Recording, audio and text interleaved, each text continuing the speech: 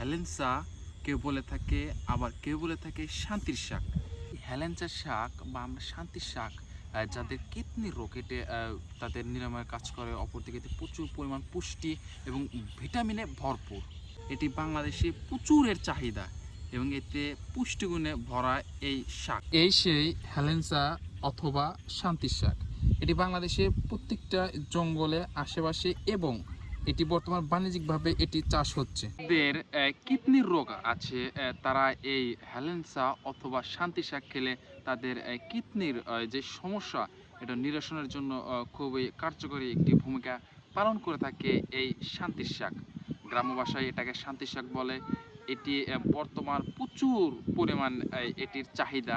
গ্রাম থেকে গঞ্জ, গঞ্জ থেকে শহরে প্রত্যেকটা স্থানই এটির চাহিদা। কেননা এটি ভাজি খাওয়া যায় যেমন, অপরদিকে এটি হেলেঞ্চার এবং শান্তির শাক প্রচুর পরিমাণ বাণিজ্যিকভাবে এটি চাষ হচ্ছে।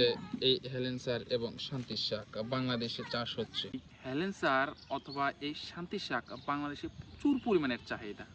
এদের যেমন পুষ্টি বলেছি পূর্বে, এটি বাংলাদেশের গ্রাম থেকে গঞ্জ প্রত্যেকটা স্থানে এটি বর্তমান সাধারণ মানুষ ক্রয় এবং বিক্রয় দুটি করা হচ্ছে। কিডনির রোগ এটি তাদের নিরাময়ের কাজ করে। অপরদিকে এতে প্রচুর পরিমাণ পুষ্টি এবং ভিটামিনে ভরপুর। এই শাক প্রচুর পরিমাণে এটি বাংলাদেশে চাষ হচ্ছে। অপরদিকে এটি নদী, নালা, খাল, বিল এবং কি আমরা যেখানে পরিত্যক্ত জায়গা, এই জায়গাতেই হেলেঞ্চার শাকটি হয়ে থাকে। এটি বর্তমান বাণিজ্যিকভাবে চাষ হচ্ছে এই বাংলাদেশে।